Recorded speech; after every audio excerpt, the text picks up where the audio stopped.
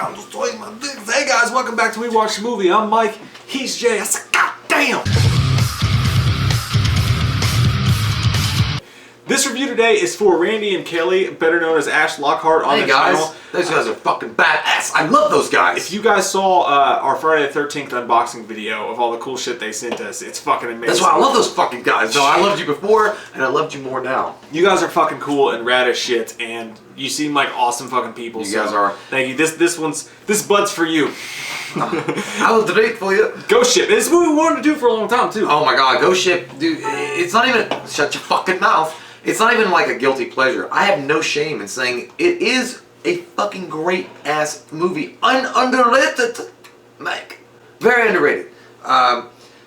It's not like the most complex plot of all time, and it's very simple and easy to watch. I mean, there's nothing about it that's you're gonna be like, I've never seen that before. But it does feature some cool ass fucking death scenes, and yes, the characters in it in of itself, they're not like anything spectacular. They're all pretty much the same basic kind of archetypes from multiple horror movies, but they're played so goddamn well by the actors they get. I mean, Carl fucking Urban is as one of the secondary characters, like, Mama's not the law, I'm the law. It's fucking weird when you see that it's him, because I watched this movie forever ago, and when I watched it the other night, I was like, fuck, that's Carl Urban. I know. Oh, wow. You're gonna try that. That's good. That's great. I'll tell you something else. When we get back, I'm gonna take my money and I'm gonna buy you a bathtub. The very opening of this film is badass. Like, it's fucking phenomenal. One of the best openings of all time in horror. Do you believe, Mike? Of all time. It is. Yeah, you gotta give it. I'm gonna put it. I would almost put it in my top 5. You know what? I probably will put it in my top 5. If you haven't seen it, once you see the opening, I just want to tell you, garner your expectations, because it's downhill from there. But that's not saying a lot, because the opening is fucking amazing. Well, they do this like.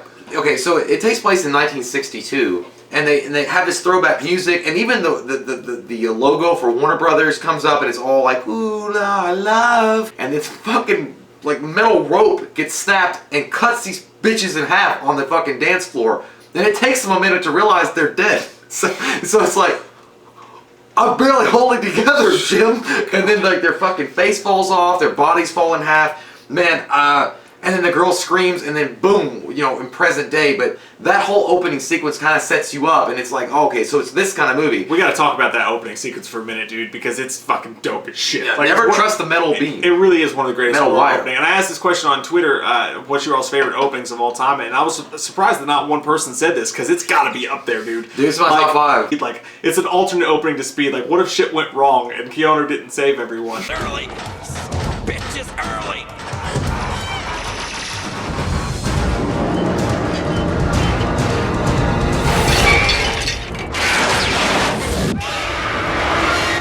And like hundreds of people just get cut in fucking half. But it does that cool thing, like when the initial like line hits and goes through them, you hear that.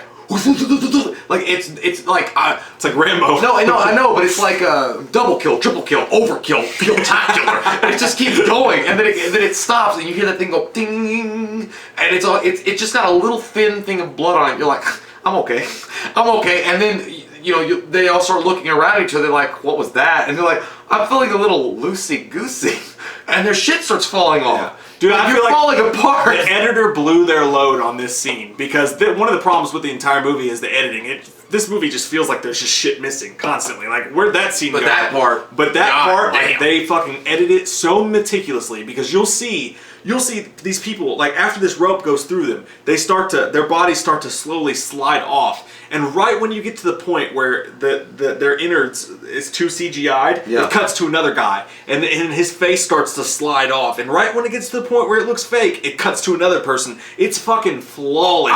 It's one of the coolest scenes ever in anything of all time. I like the one guy crawling on the ground, that, you know, Saving Private Ryan style without his legs, and he was like crawling on the ground. It was just like, this is normal.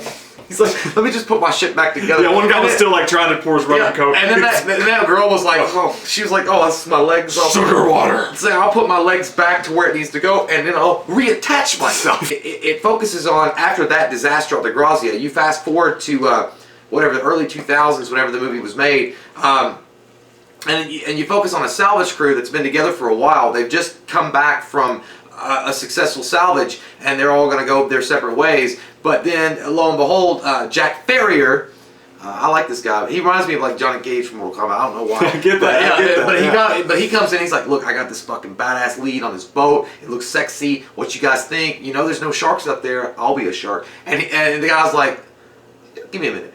And then he convinces the captain of the crew convinces everybody. Gabriel Byrne. B-Y-R-N-E. If I'm saying that right. Byrne. But he was. This guy also did a badass job playing the devil in End of Days. And that's why he He's convinced everybody, because he's a fucking sneaky snake. He's a sneaky snake. Slithery snake. Slithery. He convinces his crew to be like, look, this could be worth hundreds of millions of dollars or whatever it is. We could go out there and get this great fucking huge boat. And one more run, one more thing to do. It's the Italian job. Yeah, and they're like, okay, we're down. And they all agree with it. And Jack Farrier, I'm not really your friend, but I'm pretending to be your friend, says, okay, I'm in.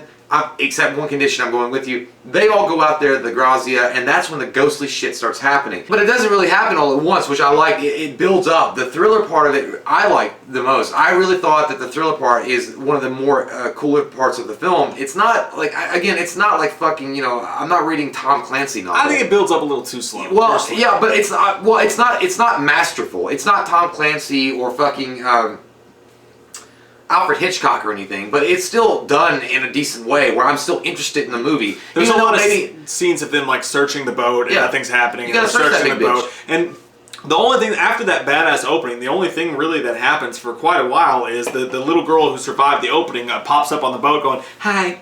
He also did 13 Ghosts, by the way. See, same director. It feels the exact same way. It does. And I will say, I think the first thing that when I remember, I think I rented this movie or something like on a whim. I don't even know why I rented it. Maybe because I like the cover. It's like See Evil. It was like CEA. I was like, I get it. That's clever. But it was when Santos is in the cabin. He's driving the boat, and you cut to the mud fade, like not falling slow. And I'm like, I'm in for a treat. I'm in for a treat, because I was like, I'm not scared at that point. Like, I mean, I know that that's the whole idea behind a horror movie is to be like kind of terrified of what's around the corner. But sometimes it works in your favor because you feel like you're a part of the crew, and you're like this badass hunter. You're like, fuck this bullshit. I'm gonna take that ghost and ram a goddamn jolly pop. I'm gonna pop some tags. Yeah, and you don't care, but that music, that soundtrack, you know, not falling, and you're like, fuck. I fucking can't wait to get on a boat and go shrimping. Because if you guys remember Evil Dead 2, when Evil Dead 2 came out, Evil Dead 1 was considered, and what they were trying to go for was pure horror. Evil Dead 2 kind of went and kind of redefined what they were going for and made it more of a black comedy with crazy stuff in it. And then when you get to Army of Darkness, it's full rock and roll horror shit. And how cool is that? Like when you have a great soundtrack like that, and you're behind the crew, and you're with the crew, and you're kind of experiencing with them, and you're like, you know what? I'm kind of afraid, but I'm not, because I'm fucking badass. So fuck your dill devil, suck a dick, Chancho. And like, I felt like that going the whole, it's full throttle. It never really stops as far as like what it wants to give you. It gives you exactly what it wants to give you, and it doesn't compromise. It doesn't try to be, to me, any more than what it is. I think it's a very simple story, and they stick with it. They're like, look, we're not going to be the next fucking Scream. We're not going to be the next The Shining. We're just going to be what we are, and we're having a good time, so let's fucking let our freak flags fly. It's an early 2000s wide release that feels kind of slightly like a B movie in a good way. You know what I'm saying? Like there's 1,000 problems with the movie. There's things that pure out fucking shut your mouth. Suck dick about this movie. Like literally, characters die, and there's entire scenes fucking missing from the movie. I mean, some of the editing is garbage juice. Like literally. Well, Munder, for example. Yeah, like it's the cool one of the coolest characters. Carl Urban. Like the way he dies, he gets stuck in a fucking grinder.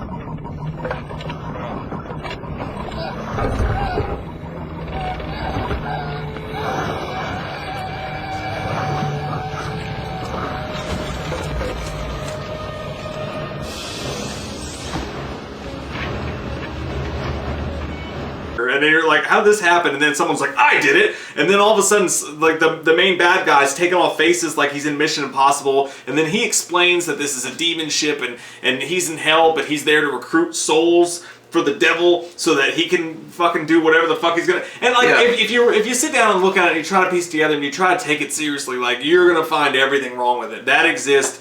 Fucking there. But you gotta look at it same way as 13 Ghosts does. Yeah, right. Yeah. No, as an enjoyable movie to watch, it's fucking badass. Yeah, like, when you get into it, it's kind of like when you're kind of tipsy and the opening band comes out and you know they're not really that good, but you're so fucking tipsy, you're like, God damn, fuck. Yeah.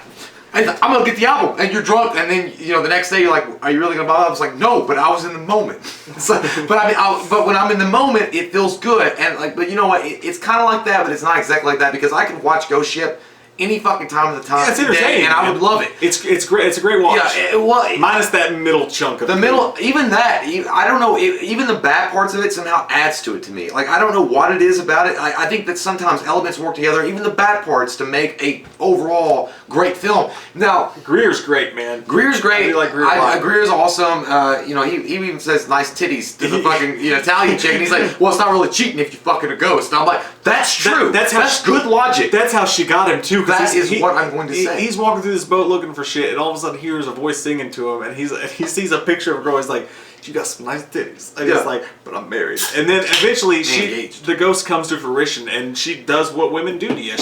She bends over, she's all hot and stuff, and she's like, "Come and take me." And he's like, "I'm gonna take you." Well, he doesn't even like. But she goes in front of a door that has no other side to it. So he goes up and he tries to grab her ass, and he just falls to his death. And that's basically, kids, why you wanna don't do it on the first date. Never follow that strange titty. Yeah. Ever. Always wear because when she walks around the corner and she stands in that elevator shaft, there's no question in his mind. He's already unbuckling his belt like he's Denzel Washington in American Gangster. Like he's gonna put it in and sledgehammer you. And then he's like, whoop, and he falls through there. And then she turns around and she's all of a sudden the shining bitch. So she was never that hot anyway. Don't worry about it. You're dead, but she wasn't that hot. When Jack Ferryman, when you find out the demon collector, which I do, you don't like it so much. I like the guy because I like when he's all meek and like, I don't know. I just want to be on the boat. And then he's like, you're disgusting. You pathetic excuse for a man. Like, he does this fucking change real quick. But I liked it when he was explaining. Because he was like, it's like we all have fucking jobs. Like, we hate our jobs. But he was like, Jack Ferryman was like, look.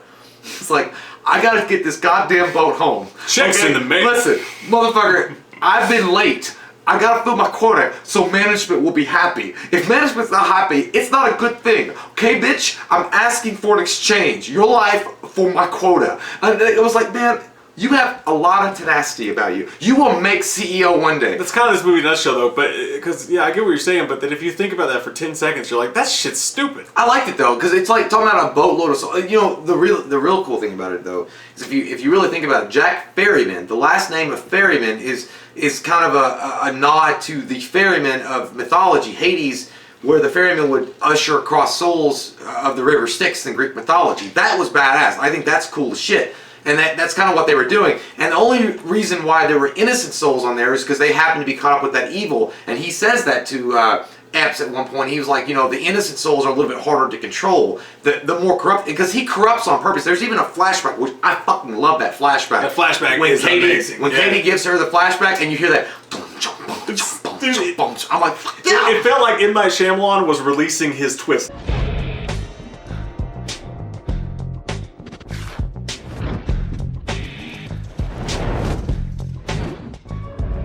Like, cause you got this weird fucking out of nowhere. This music's like, I'm gonna touch your giblets.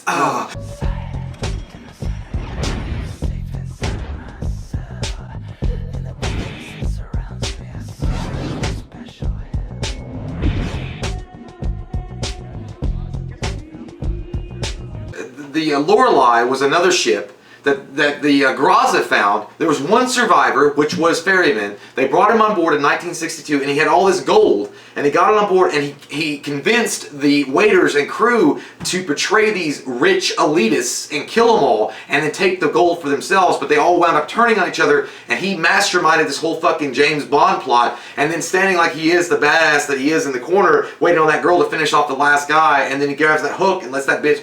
Dude, I love that. That scene to me was so great. I don't know why I liked it so much. It was awesome and entertaining as fuck.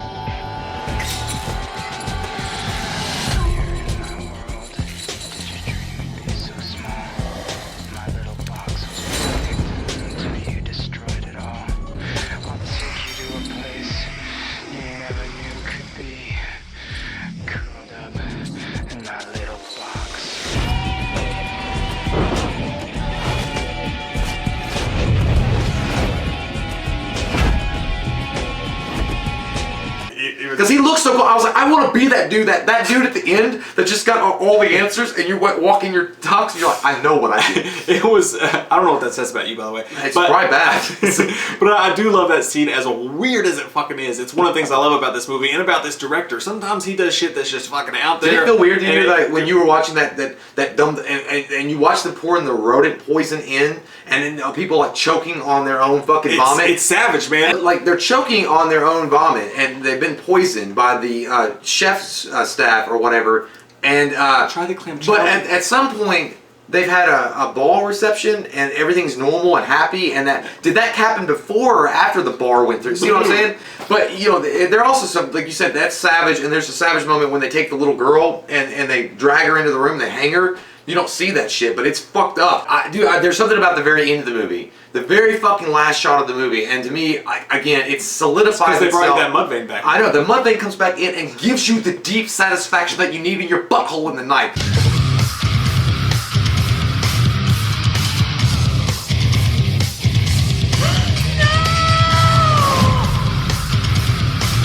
But it really does, it solidifies it as, like what you mentioned, early 2000s, that action horror, that unique blend of those two genres in one movie that we don't get very much of anymore.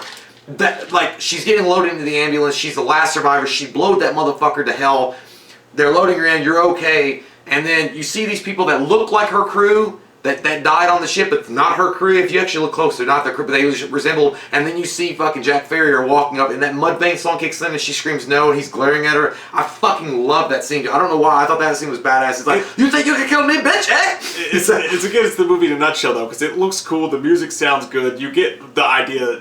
But then if you think about it for more than 10 seconds, you're like, that shit don't make no fucking sense. Well, it's kind of like, I put it somewhere in my mind. And it's like Last Action Hero. No, I feel like this. It's like when you see on a mannequin clothes that look really good, and you're like, you know what, that would look fucking dope on me too, because the mannequin's wearing it well, but when you try it on, it doesn't wear so well. You're like, why is this shit tight, and why is my nipple out? Because it's not fitting right.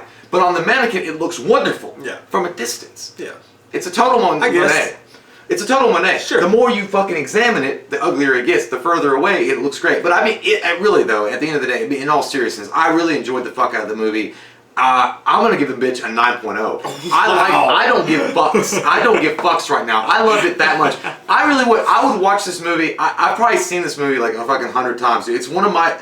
Honestly, dude, it's one of my favorite horror movies out there. I mean, I know a lot of people are gonna get mad and they're gonna say it's not really a horror movie. I respect and like that you like it that much. I do. I fucking love the shit out of it, dude. I just think it's something about it. Yeah, the story is weak. Okay, and I know, but that could be my whole 10 points that doesn't give it a 10. I'm allowed to allocate my points. Hey, do what you want. But I think it's a 9, man, and I don't know why I fucking love it that much, dude, but there's something about it that makes me so giddy and excited. When it comes on TV, when I hear that Mudvayne thing, when I listen to Mudvayne's song, I think of that movie. I think it has moments of a 10, and then a lot of it's a 4. I give it a 7. I like it. I do like it. Yeah. But if I think about it, I'm like, what the shit, tits? I'm unfair. But like for what the main girl at the very end, she's in the middle of a gigantic fucking ship. Work for Jack? And it explodes. Oh yeah. He literally gets ripped to bits, and the fucking ship explodes. She went underwater. And all of a sudden you have an edit, and she's in the fucking poop hole of the ship, swimming out to safety. And it's like, how the fuck did that even? But I get it. Maybe she was such a fast swimmer we didn't see the poop hole. I'm not such an asshole. I can't just overlook stuff like that and still enjoy the movie, which is exactly what I do. I overlook all of the shit. Yeah, and go, overall, that was fucking awesome. You can enjoy it. That was fucking awesome. This movie's kind of fun to watch, so I give it a 7. I like that you like it. It's a popcorn. It's a popcorn fucking movie for sure. And I've never given a popcorn movie that high of a score in my life. I've never just been like, oh, Transformers, fucking Jack and a Dick, 10. I've never done that. I think it's a 9 though, just because it's horror, but it's action. Don't fucking explain yourself to these people. I'm explaining to society. You just be you, goddammit. Believe you it. Suck the dick that you want to suck. Oh God. Believe in change. But yeah, it's a great, I love the fuck out of this movie. I'm sorry, it's one of my favorite movies of all time. Like, it really is. It's one of my favorite. I mean, I have a lot of favorite movies of all time, but this is like, I could watch this any day of the week. Randy and Kelly, thank you guys for picking such an awesome movie for us to review, and thank you guys for being such hardcore supporters of us. We really do truly appreciate it, just like we appreciate all you guys. You guys are not our fans or subscribers or any of that You're shit. our friends. We look at you as friends because we don't have a lot of them, except for that tiny little camera there that exists in this world that you guys do. Even that bitch don't like us half the time. He keeps cutting the fuck off. It does. This camera sucks dick. We're gonna have to get a new. When it breaks, you might not see us for 2 to 3 months. We're gonna have to save money. I'm kidding. We won't let that happen. We love your fucking faces, every single goddamn one of you. Well, we love you. I don't know what to do with my hands. Say something. Don't you ever in your life get on an Italian cruiser. Because you know what's going to happen to that bitch? It's going to sink, or it's not going to sink, and it's going to get taken over by a demon with gold. And then you're fucked. You got to wait for some luckless crew from the Alaskan area to rescue you, and maybe you don't go to hell. What the fuck? We watched a movie. Yeah. We watched a movie. We watched it. We watched a movie. Yeah. You know what? We did.